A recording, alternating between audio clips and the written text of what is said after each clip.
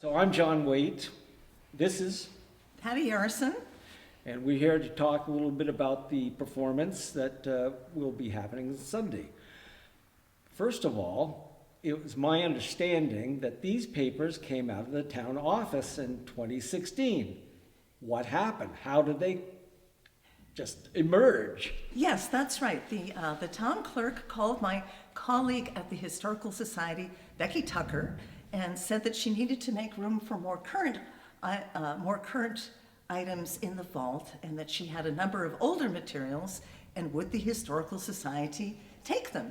So Becky and I went down and we loaded the back of my car with cardboard and wooden boxes full of all kinds of papers, and then we unloaded them on my dining room table because the Historical Society building is not heated in the winter, and I've been working on them ever since. Right. So tell me a little bit about what happened when you actually laid eyes on the Articles of Association. Did you recognize them for what they were, or did they just, was this just a what are these things moment? I did not recognize them for what they were. I had, many of the papers were things like school district records and tax records and records from the highway department and deeds and writs and mortgages and things like that. And so I came across this paper that was just mixed in with everything else, and I started to read it, and then I didn't know what I was reading. I was not familiar with the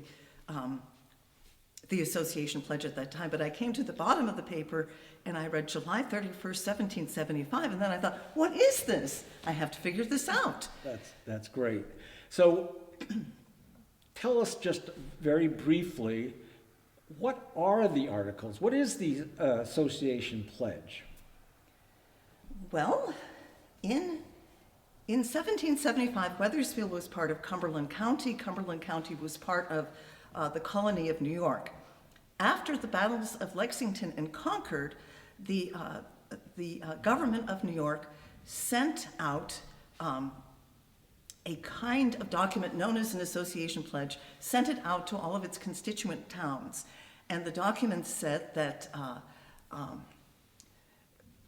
we, the undersigned, although we most ardently desire a reconciliation with Great Britain, but we're very upset with everything that's been happening. We're upset with the bloody scene now enacting in Massachusetts Bay, and therefore, we, the undersigned, promise to do anything and everything that the Continental Congress and the New York Congress tell us to do in order to protect and preserve our safety and the safety of our property. Great.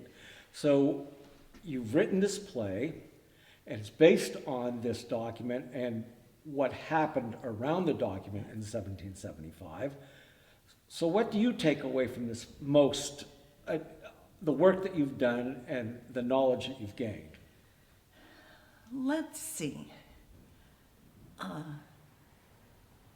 The first thing I learned, I think this is true for almost everyone, but we all assume that independence was the stated goal from the get-go, and that people thought of themselves as American, and that people thought that the revolution was inevitable and that independence was the stated goal. And that wasn't true at all. What I learned was that people thought of themselves as British, and what was making them mad was that they were not being treated like British citizens. Right. I guess the final question that I have for now is, what information, if there's a lesson or if there's something that comes out of this, what do you think that is important that people take away from the play? Well, there are remarkable correspondences between the present day situation and the situation in 1775. So I would like people to see those correspondences and to remember the history of the country's beginnings. Great. And finally, what's next after this, as far as the play goes? Well, we're doing a staged reading, and I think a staged reading is an opportunity to workshop the play. So I don't feel this is quite the finished product as we as we rehearse and as I hear people read the lines, I think of things that I should fix or that I should amend. So this gives us a good opportunity to see how to rewrite the play for the future. Great. Thank you very much. Thank you. Hello, I'm John Waite. This is Erica Youngling, who teaches at the Weathersfield Elementary School, and she is also our director for Patty Arison's play, We Most Ardently Desire. Thank you for being with us. Thank you. All right, so a couple of questions for you. First of all, I know you're a busy person, so why did you decide to take on this project? Well, about a year ago, Ellen Clattenburg reached out to me and said, we're thinking about doing a historical play and we'd like you to be involved. And I said, I don't want to write it, but I would be glad to help stage it. And so I think it's really important to be involved in the community. And this is history that I knew nothing about. And it's been a really great learning experience. Mm-hmm. And I've gotten to meet a lot of my neighbors that I did not know. Right, that's always a good thing. Definitely. And that brings up the question, though. I don't know your background, except that I know that you've done drama at the school. Have you worked with adults before? So, not as a director. Mm-hmm. So this was my first foray into community theater with adults. Mm-hmm. Most of my theater experience has been either on the stage or backstage through stage management. That was in my 20s. Then I took a break from it for a bit. And then I came here to Weathersfield and I started working in the school. And the person who was doing the plays had decided to retire and move away. And I took it on. And so since about 2010, I have been doing the plays at Weathersfield School with a small break of about 3 years while I was teaching somewhere else. So what is the different challenge, or what kind of challenges do you have working with adults, or how is that different from working with children? Sure. Well, working with children, I know all of them because I work with them. And because it's such a small school, I know their kind of personalities, I know them by face, and I love to see them kind of in a different way than just their academics. So when working with adults, I got to, like I said, meet my neighbors, which even though I've been here for 20 years, didn't know a lot of you. And taking, let's see. So it's a good thing this is edited, right? Working with adults has been really good for them to I've been taught the history. I know that they have their own experiences that they have brought to their characters and brought to this experience. Some of them are even descendants, which is really exciting. But working with non-actors has also been an interesting experience, because I know a lot of people were very nervous about it, which is one reason why we did the staged reading. And but I have been so wonderfully surprised by the amount of dedication and the people who are really bringing this story to life. Great. Finally, is this something that you could see yourself being involved with, sort of promoting the idea of community theater and doing other projects like this outside the school? Well, I'm not sure that there's a large group of people that would want to do community theater in this area, but it would kind of depend on my schedule and the other things that I'm doing, but I would certainly enjoy being a part of these like historical events that we've been doing, and you know, many years ago we did the Weathersfield 200 bicentennial, and that was a lot of fun to be a part of as well. So I'm grateful for the opportunity. Great. Thank you very much for talking with us.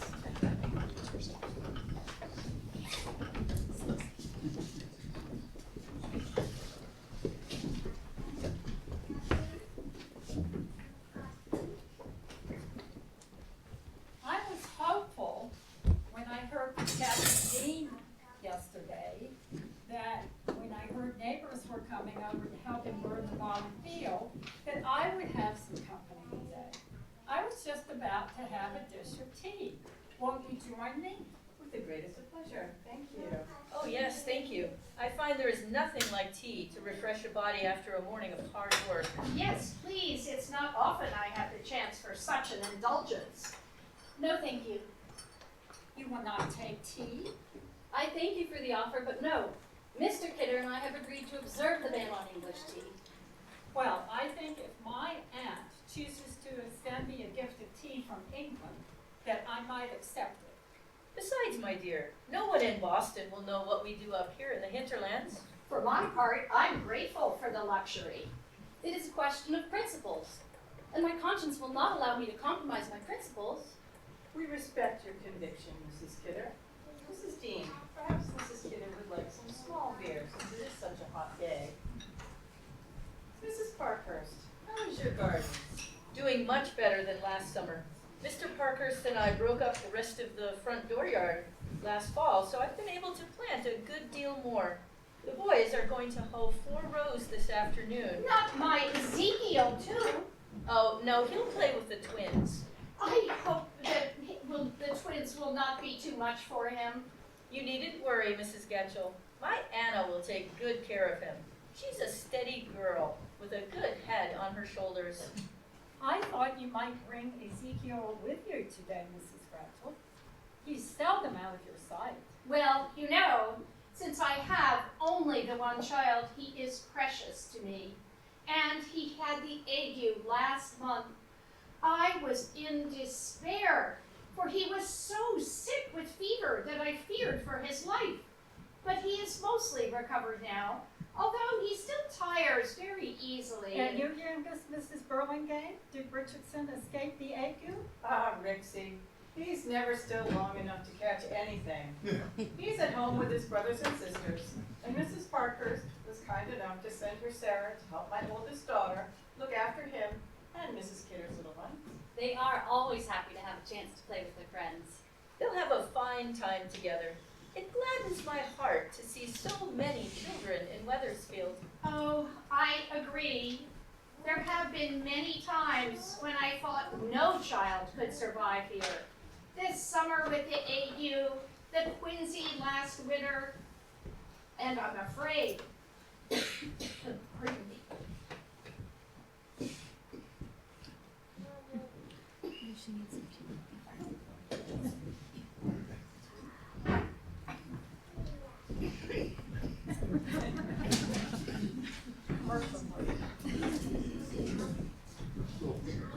Excuse me, ladies.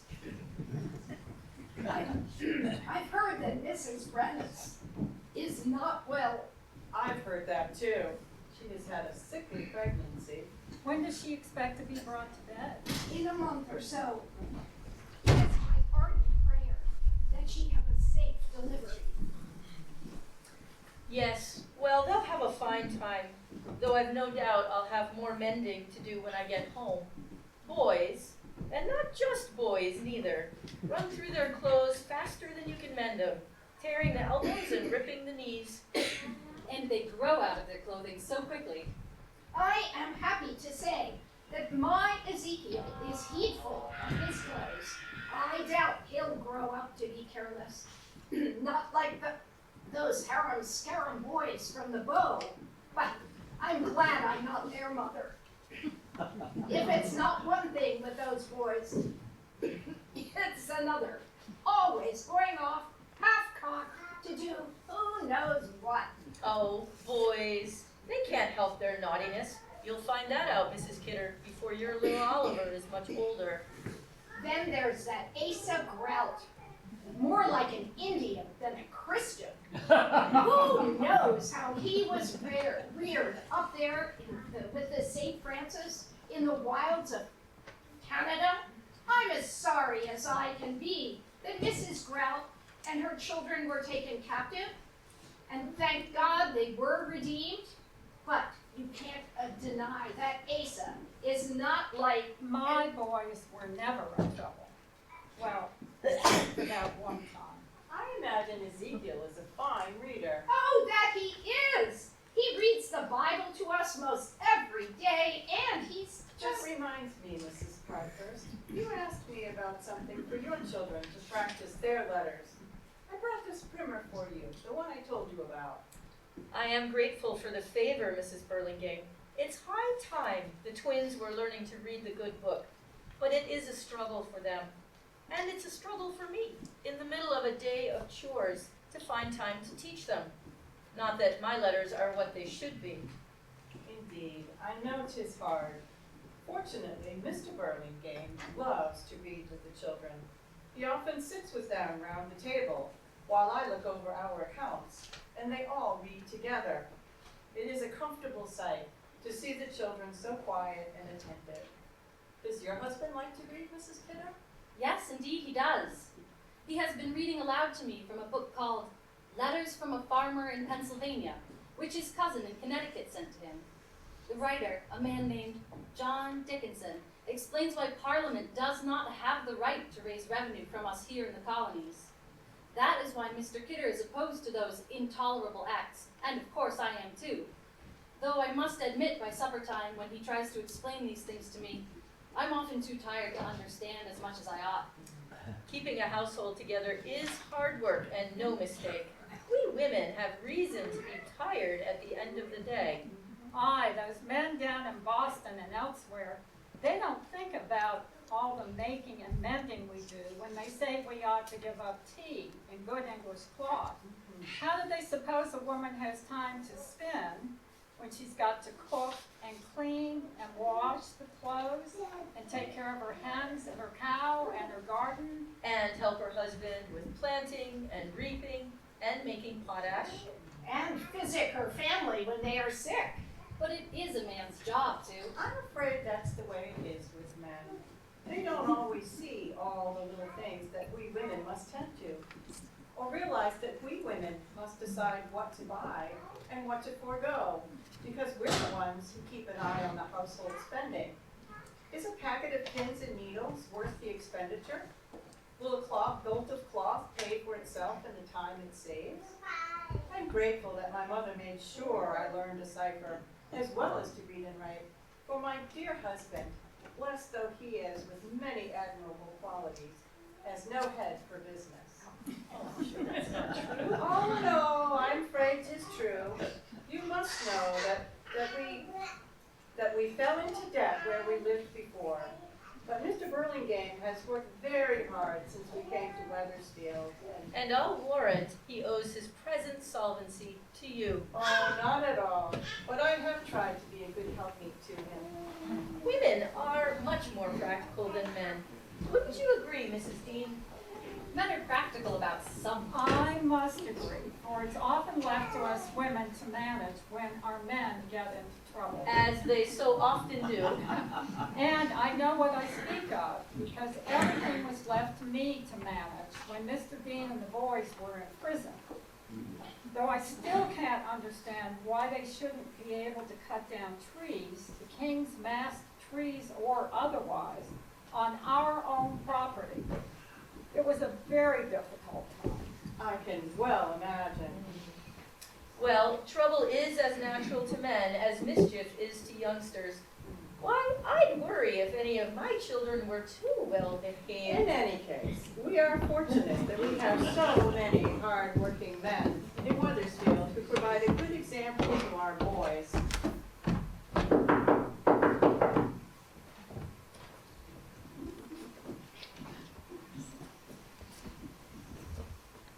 Good day, Mrs. Dean.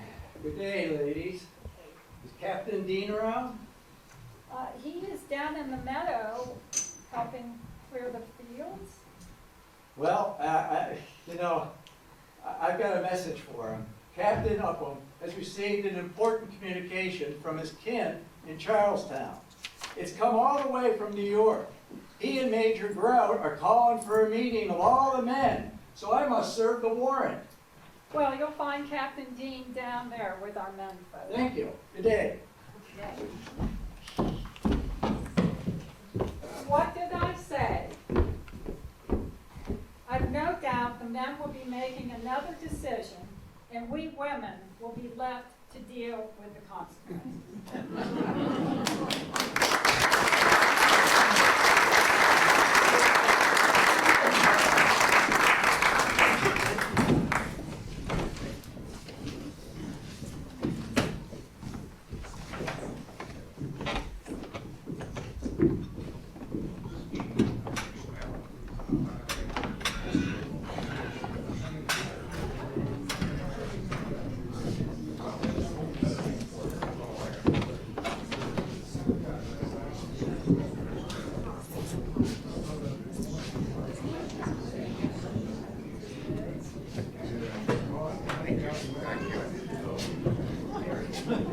How are you, Mr. Hatch? What? How are you, Mr. Hatch? Not well. Not well at all. My hearing is gone. Captain Burlingame, here's the book I promised you. Thank you, Peter.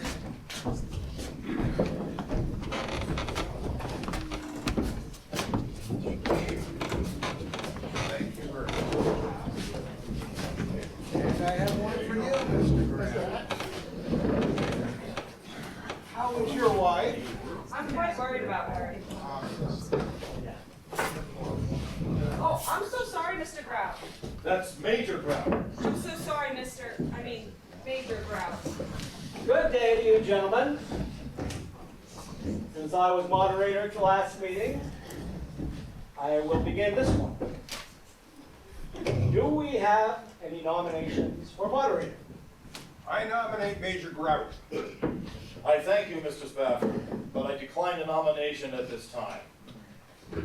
I'd like to nominate Captain Upham. Yeah. Will you accept the nomination, Captain? I will. Thank you, Mr. Hatch. Gentlemen, the honor you do me. Is there a nomination for clerk? I nominate Lieutenant Kidder. He writes a fair hand and can spell better than most. Thank you for your confidence, Captain Dean. I accept the nomination. Mr. Granis, will you please lead us in prayer to guide us in the labor before us? Mr. Granis? Yes? Oh, yes. Gentlemen, if you will. O Lord, prepare us for the events of this day, for we do not know what a day may bring forth.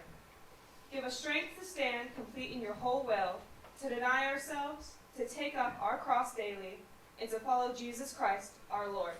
Amen. Amen. Since we met only a short time ago, I assume we have no new reports from the fence viewer, or the pound keeper. Survey of the highway, no, nothing. The committee to fix a location for the meeting house, Not at this time. for the overseers of the poor.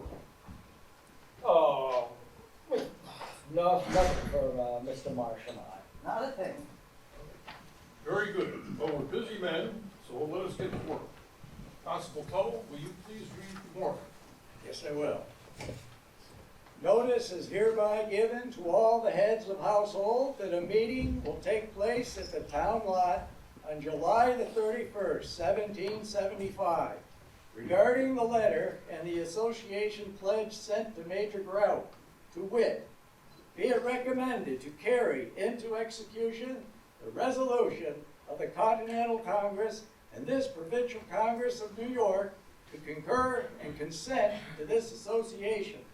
Be it further recommended to return said association signed and with the names of those who shall not sign to this Provincial Congress by the 15th day of July or sooner, if possible.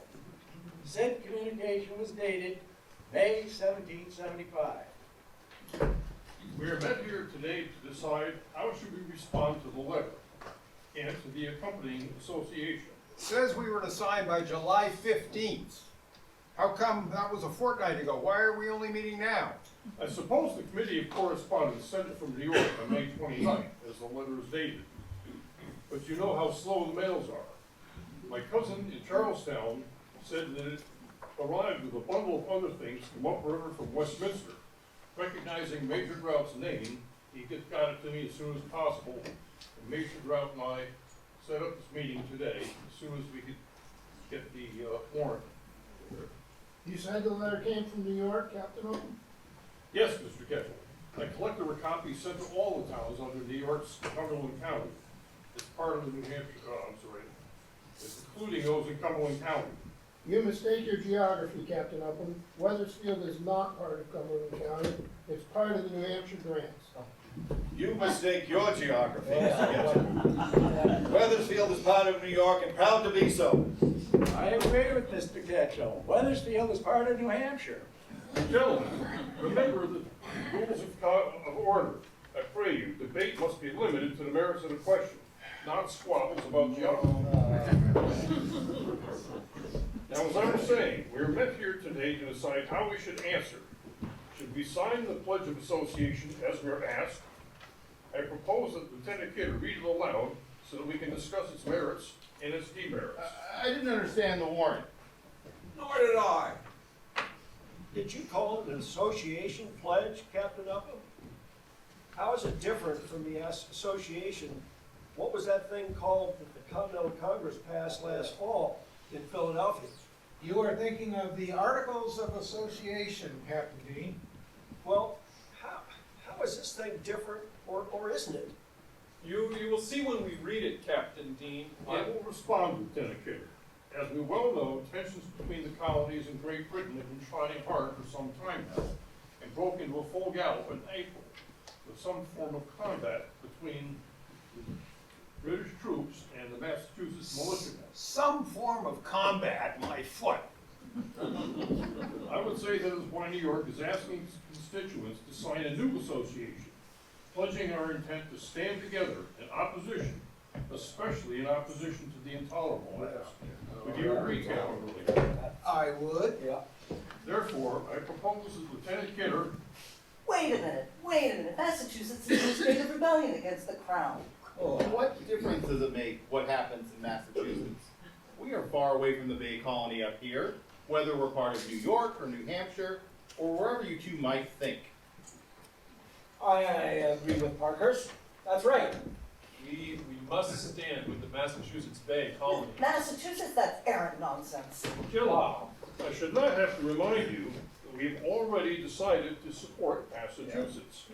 It was only a month and a half ago, on June 15th to be exact, that our Committee of Safety met to determine some secure locations for our stores of powder and to organize our militia.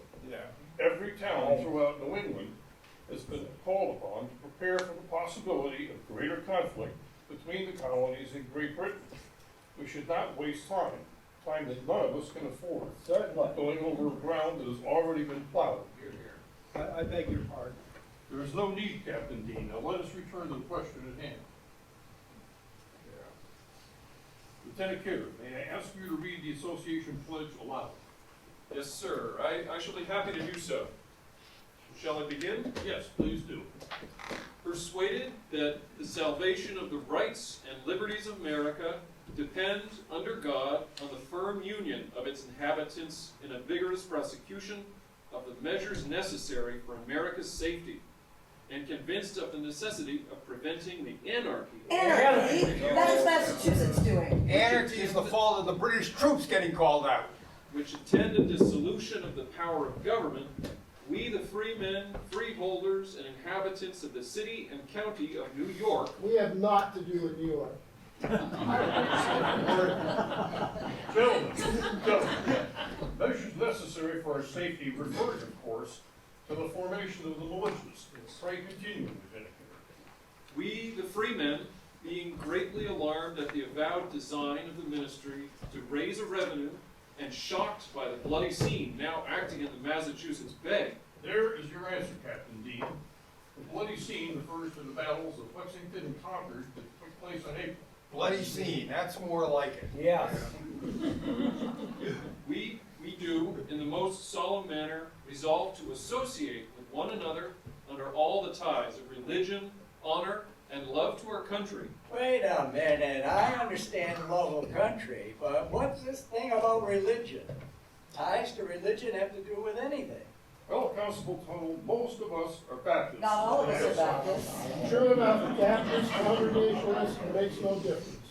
It's enough for me to look at God's green earth without wondering what the Baptists or Congregationalists would say about it.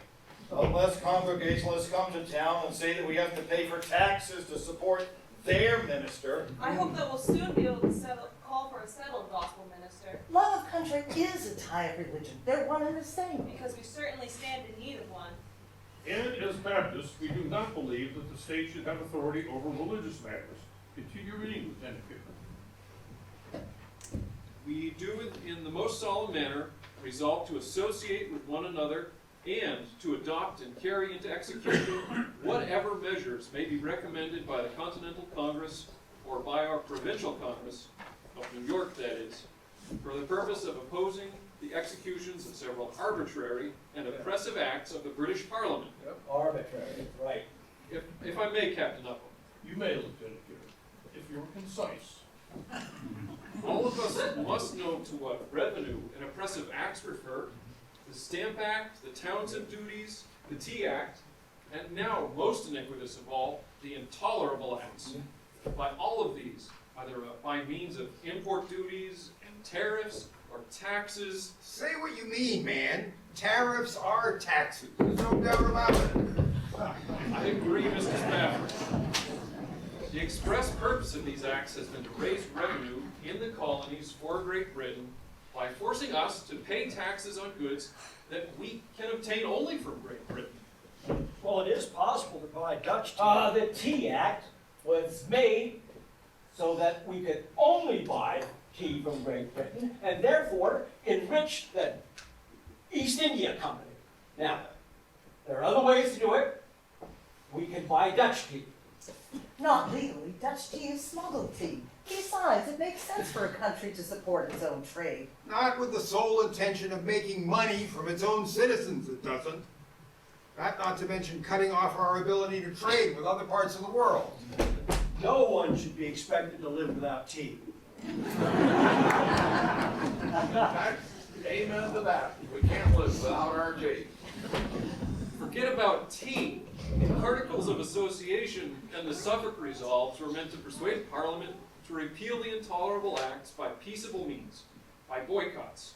But we are still paying through the nose for everything we must buy, with the tariffs to boot. And now, since Lexington and Concord, our very safety is in peril. Since the so-called Boston Tea Party, you mean, a violent mob of treacherous hooligans who no mistake. Trappers has started this whole mess. Enough. We're straying far from the business at hand. I simply wanted to point out why we've been boycotting English goods, including tea. Yeah. At least some of us have. I believe I can help with this. Lieutenant Kidder or Mr. Marsh overcome this difficulty, Captain Upham.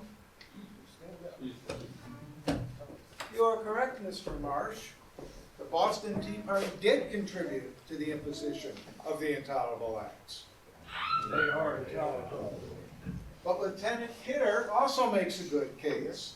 We understand Parliament's intent when we realize that in England, the intolerable acts are known as the coercive acts.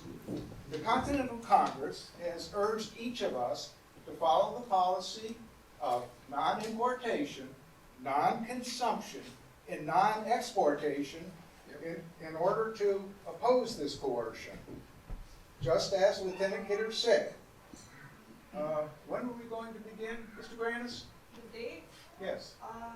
September, October of last year, I believe. Thank you, Mr. Granis. Of course, the intolerable acts are meant to punish the colony of Massachusetts. It's no more than Massachusetts deserves. Papa.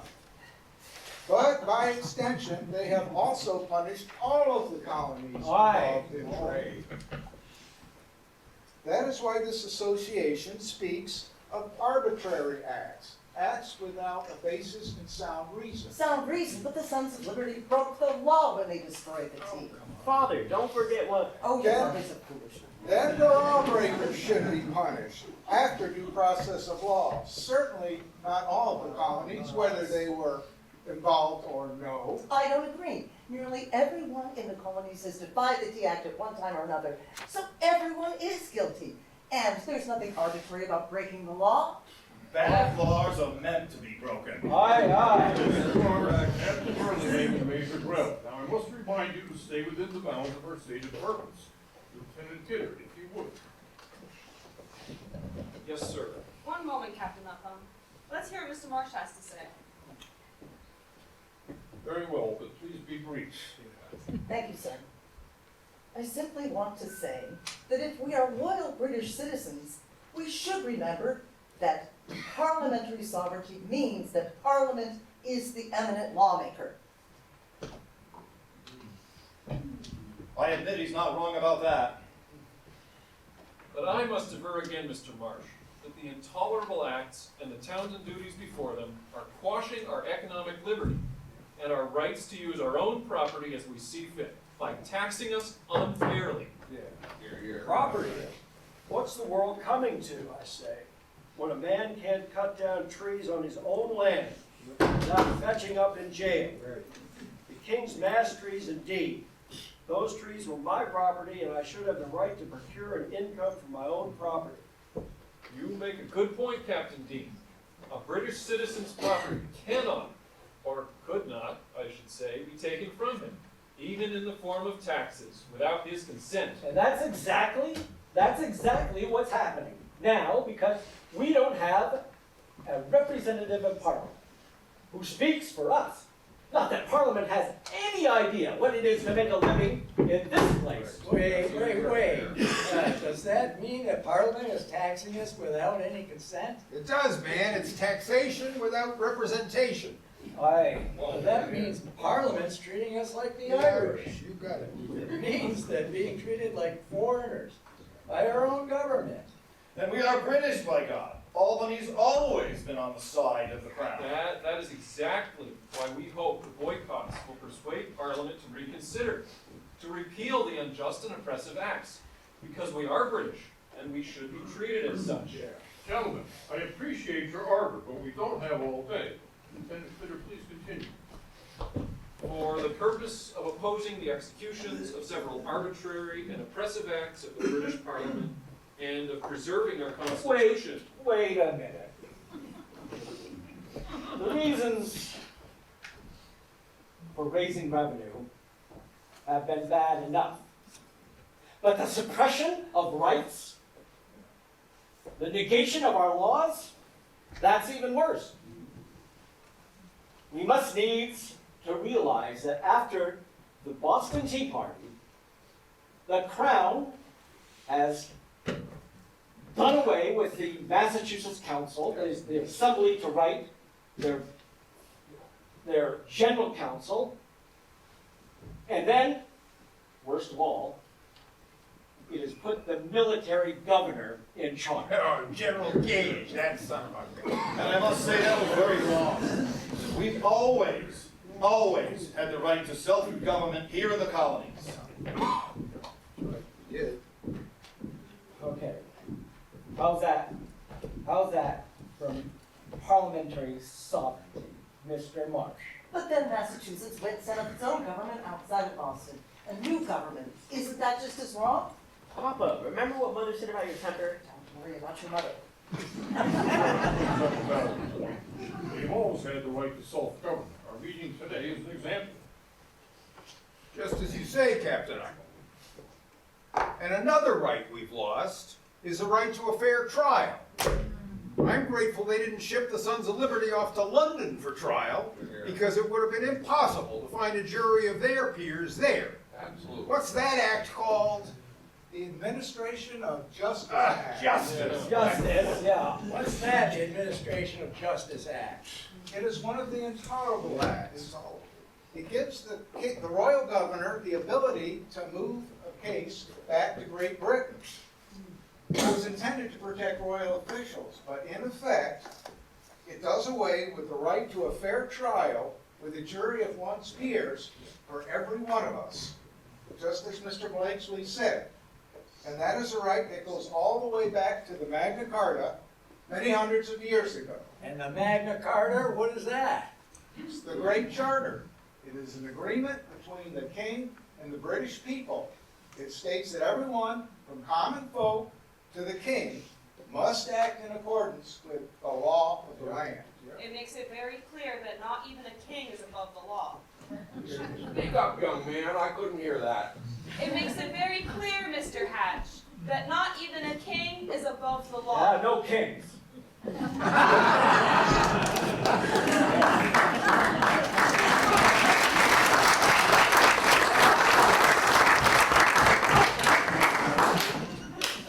The Great Charter also placed limits on the king's ability, or parliaments, to raise taxes.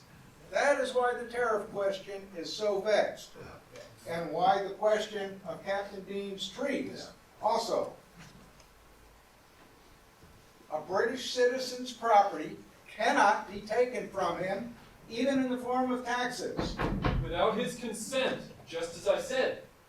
I think I'm beginning to understand you. So, we English have a long historical tradition of rights that originate with the Magna Carta. And those rights, I am very much afraid, are being suppressed by acts of Parliament at the present time. By Parliament, yes, but not by King George. And we must remain loyal to our king. Says who? Perhaps. What do you mean by that, sir? Only this. In my mind, England's most impressive accomplishment was the establishment of protection against illegal imprisonment for ordinary citizens. It is a right that should be sacrosanct, and it is a right that I now believe to be endangered. I don't understand how any of this came about. It was not so long ago that we were proud to be British. I fought side by side with British soldiers, as did my great-grandfather John Grout before me. It was the darn French who were our enemies. I agree with you, Major Grout. I have always been proud to be British. Our monarchy has always allowed the greatest liberties for its people, far more than any other kingdom. But Mr. Burlingame, it seems to me that you are suggesting that you are no longer proud to be British. Not at all, Mr. Marsh. I am suggesting, nay, stating, that not only are our constitutional rights in grave danger, but our natural rights, those inherent rights to life, liberty, and property that are essential to our happiness. Gentlemen, it is high time we got back to business. Lieutenant Gator, would you please read the rest of the pledge? Where was I? Ah, yes. We do resolve to adopt and to carry into execution whatever measures may be recommended by the Continental Congress or resolved upon by our Provincial Congress for the purpose of opposing the executions of several arbitrary and oppressive acts of the British Parliament, and of preserving our Constitution until a reconciliation between Great Britain and America on constitutional principles, which we most ardently desire, can be obtained, and that we will follow the advice of our General Committee respecting the purposes aforesaid, to the preservation of peace and good order, and the safety of individuals and of private property. Thank you, Lieutenant. Now, gentlemen, you understand what we're being asked to sign. An association pledge that signifies a resolution to preserve our constitutional rights and to oppose those acts that limit or eliminate those rights by such means as our leaders advise. What is your pleasure? Because we are British, we have a long-standing of fair and just laws, just as Captain Burlingame has said. And I say we must act to preserve those laws.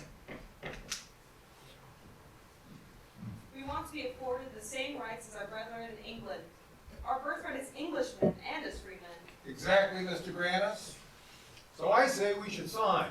But I say we should not sign, because we are British, nor should we wish to sign, because we are British. It all seems very far away to me, but now I'm not so sure. We could find the fight on our own front yard, up here in Weathersfield, and our own rights taken away altogether. If one man's rights are oppressed, then no one's rights are safe. And if one colony is in danger, then all of the colonies are in danger. I guess you're right about that, Lieutenant Kidder.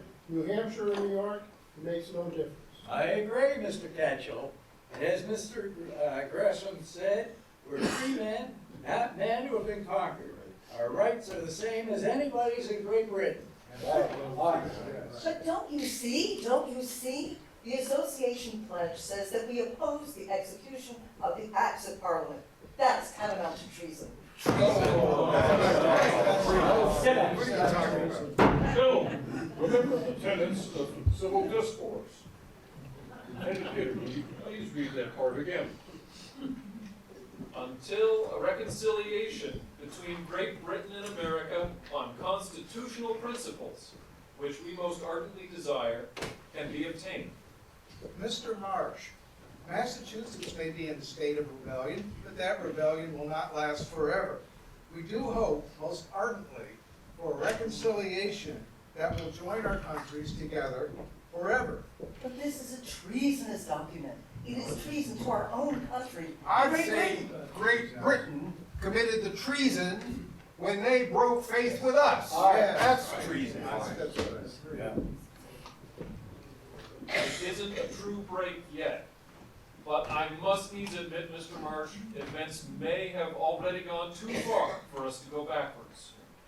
Perhaps the real question is, gentlemen, to whom and to what do we owe our loyalty? I don't suppose anybody in New York will know whether we signed it or not. But we will know, in our conscience, in our heart of hearts. I think a man is most loyal to the place where he lives and works. I'd agree. All of us and our wives and children too have put in many years of work here at Weathersfield to make good lives for ourselves. And all of us have helped each other, clearing the land, sawing the wood, building our houses. And looking out for one another, whether there's been sickness. Or the danger, the threat of danger. I would say that a man is loyal to the place where he can see a future for himself and for his children when they grow up. I agree with you, Lieutenant Kidder.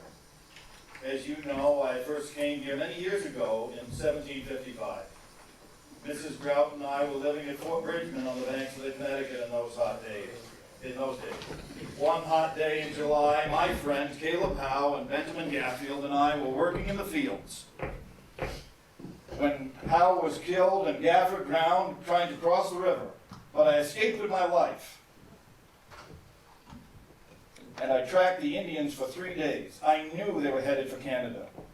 On the third day, I found myself standing on the banks of a river winding through the broad grassy meadows. I looked up at the rugged outline and to the sides of a mountain, and suddenly I knew it was Hawks Mountain, where my wife's uncle, Major John Hawks, had made his encampment while laying out the Crown Point Road. Looking across that river, our own Black River, I could see my wife and children among the captives. They looked to be well, and although I was sorely tempted to load my old brown Bess and take a shot, successful or not, would make matters worse for them. I turned away the way I had come, but I vowed then and there that I would come back to those beautiful meadows. And I have. As you know, I have served Weathersfield in every way I can. It is my home. It is our home. It is our home. It's a place that we have buried our kin.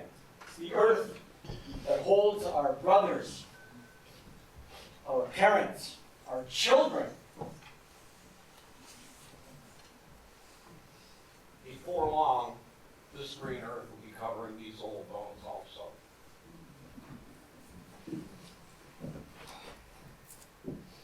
Although I agree with everything that everyone has said,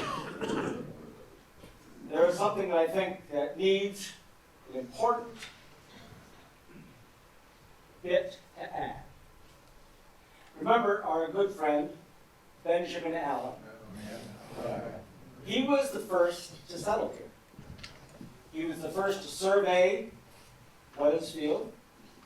And if he were here today, he would be the first to speak. And he would tell us, I believe, that we must consider not only what is best for us, not only what is best for Weathersfield, no, but what is best for the larger place, the larger community, what might someday be a nation.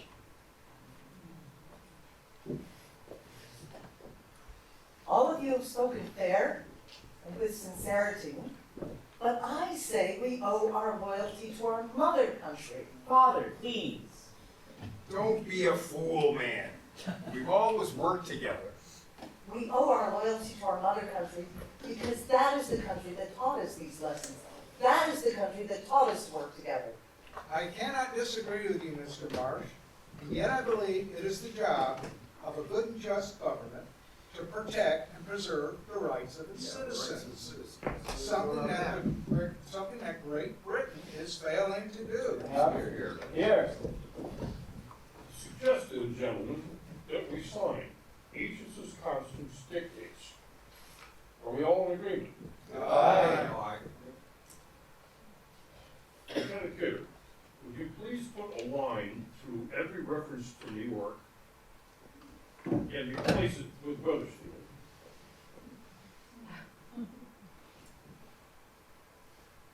Now, who will be the first to sign? I will. My mind's made up. And so is mine. I will sign. Yeah.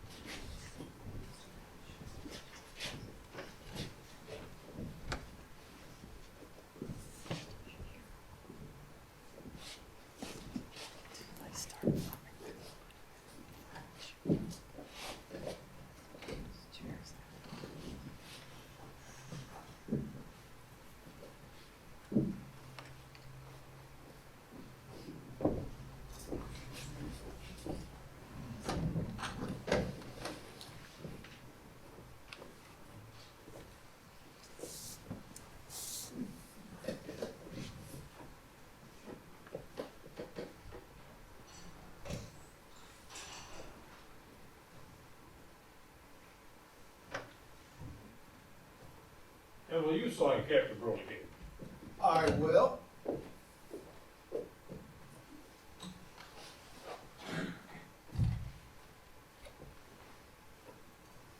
And will you sign? I will not sign, nor will my son. I cannot reconcile with my conscience to sign a document that is treasonous. Come on. Oh, you must know your name.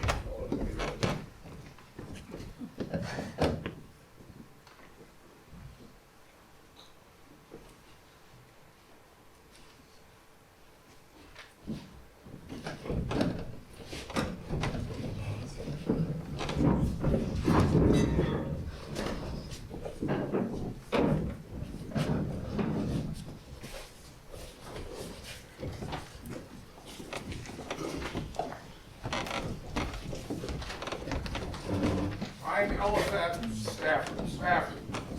I was the fourth settler in Weathersfield, the first to be married here. Abigail and I were married in Springfield on the 5th of January, 1769, and our first child, Hannah, was born just 4 months later. At the June meeting of the Committee of Safety, I was elected Sergeant of the Militia.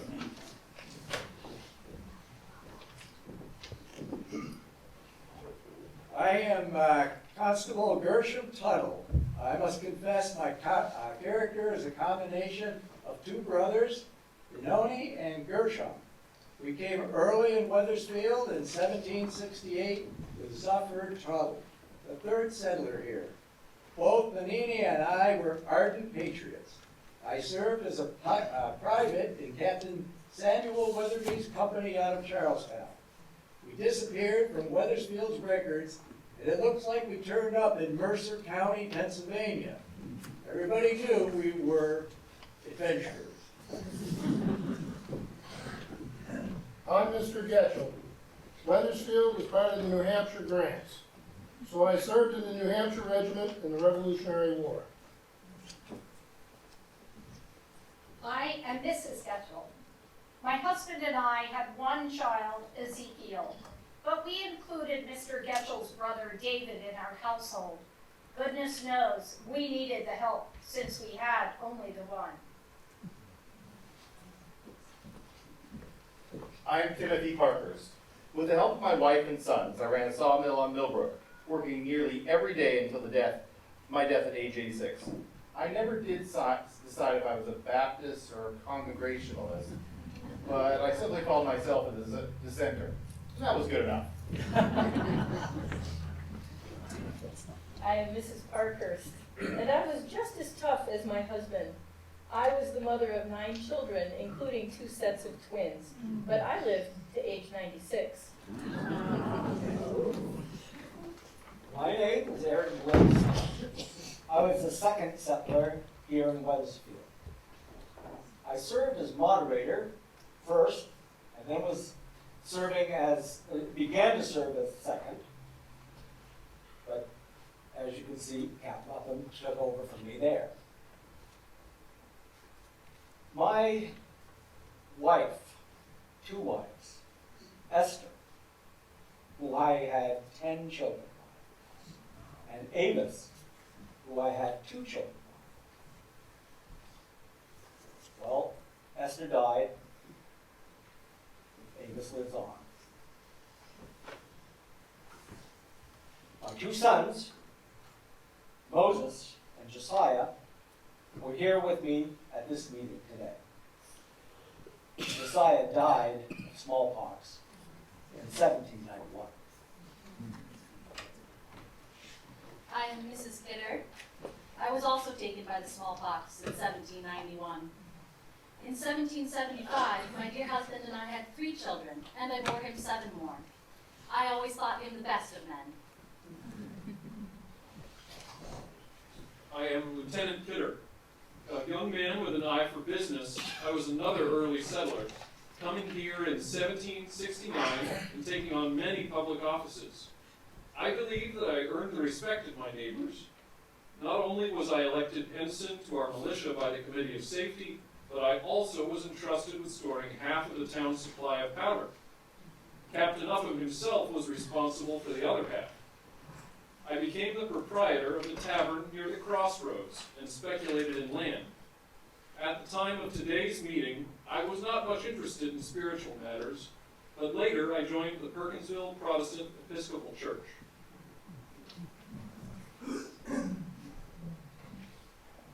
I'm Mr. Granis. My beloved wife Hannah died in August, just 1 month after today's meeting.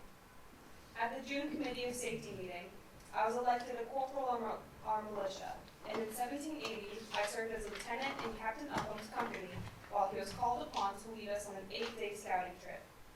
But I eventually moved away from Weathersfield to Saratoga, New York. There was a Granis family connected with the Episcopal Church in Claremont. It may have been that my high church inclinations influenced my movement. I'm John Hatch. I came to Weathersfield in 1771. the arduous task of clearing my land of endless rocks and stumps was too much for me.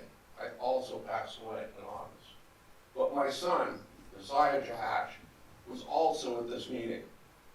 He also served in the militia in 1780, married Molly Cook, and went on to have 16 children.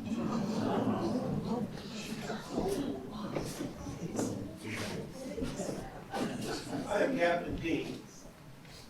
Weathersfield was good to me. Your historian John Hurd called me a lumberman, farmer, and land speculator.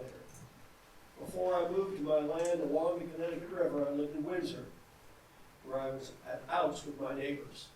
Windsor people supported New Hampshire's claims, but I was always a Yorker. I suppose that's why my sons and I got into so much trouble about those damnable trees. I returned to Windsor to live out my last years. You can find my stone in the Old South Church Cemetery. I'm Mrs. Dean. I'm happy to tell you that my character is portrayed by a member of the Dean family. Judy Holt is a direct descendant of Captain Dean by way of his grandson, Benaja. In fact, she lives in Benaja's house just off the road you call 131, which she and her sister inherited from their father, John Dean Wright. I'm very happy that our house has stayed in our family for so many generations. Surely a remarkable achievement.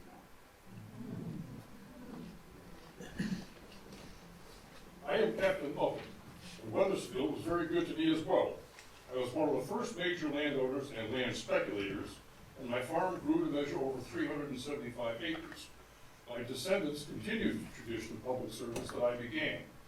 I was elected town clerk at the town's organizational meeting in 1772, and since that date, I was in office more often than not, as highway commissioner, assessor, selectman, and eventually as a state senator.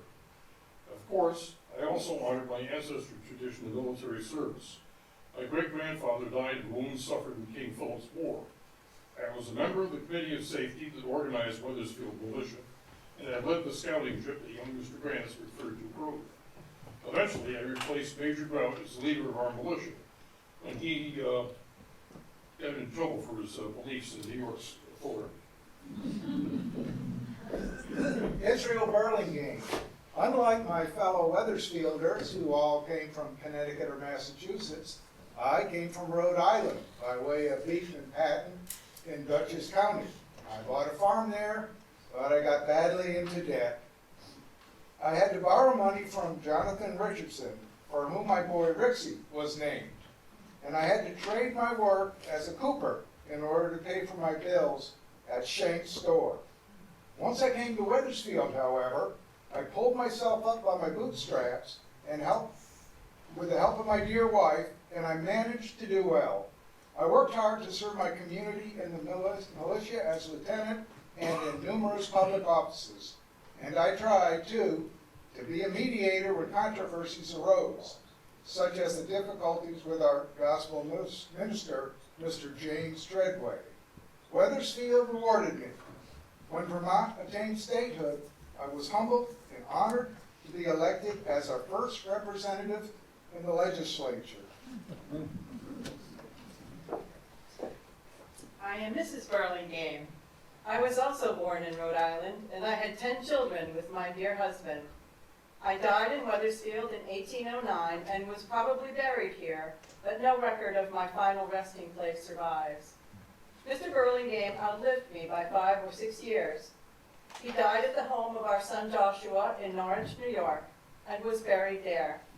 It is hard to be so far away from him after a life of sharing his trials and tribulations.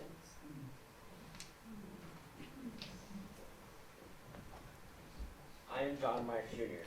I lived my life in Weathersfield, and I married Martha Grout, the man I always admired his daughter. I had a son, Charles. He grew up in Woodstock and became a third grade.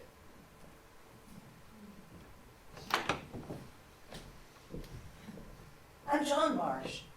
The historical record has not dealt well with me, Unfortunately, John Marsh is a very common name.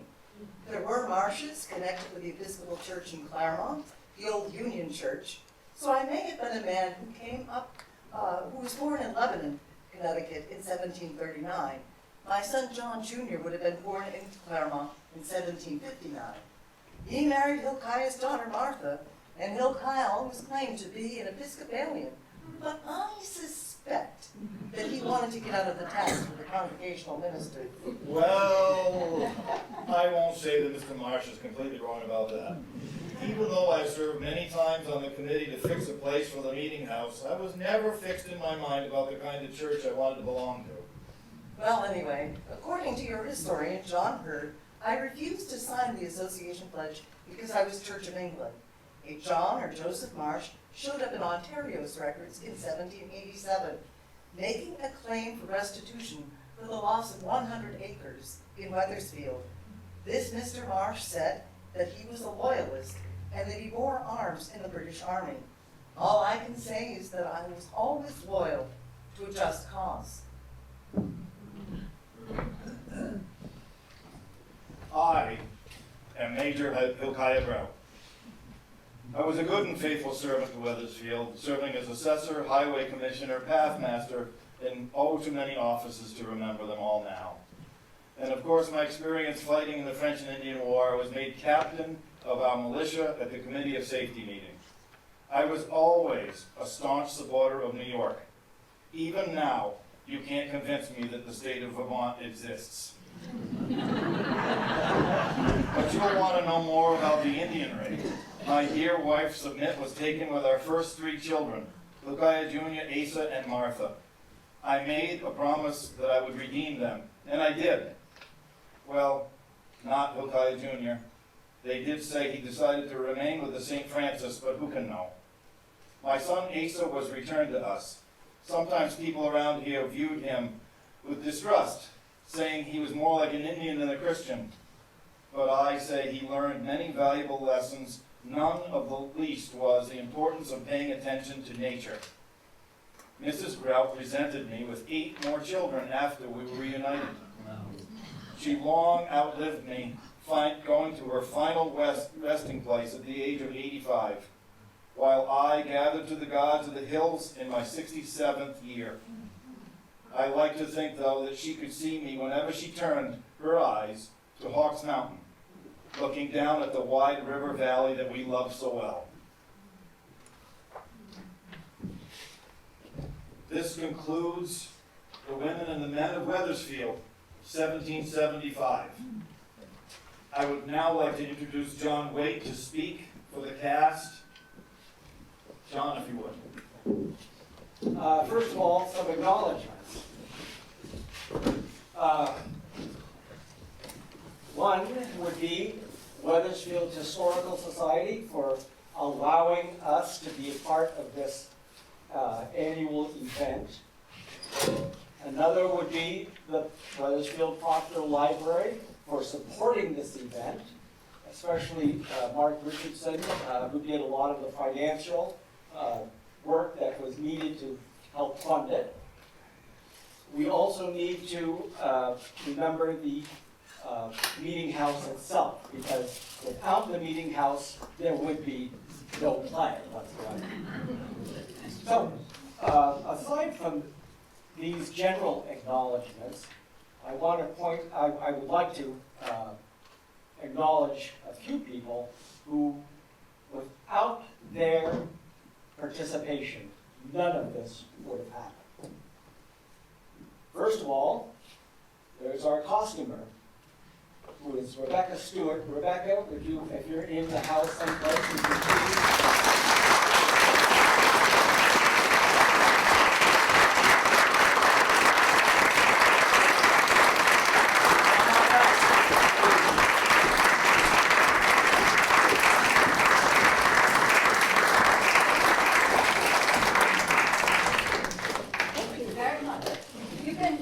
Delightful to work with. You're trying to post. We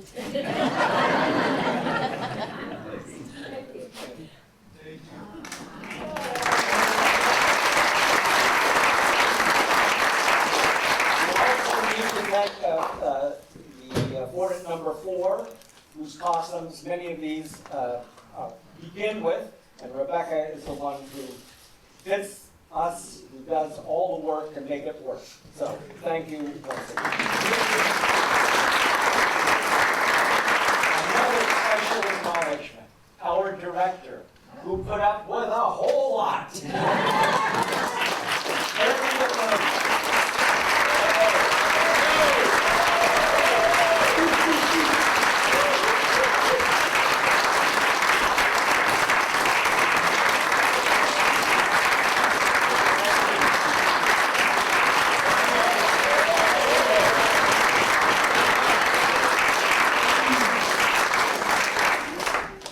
And finally, how could we not remember the person who found these documents and then went on to write this play, Patty Aaron.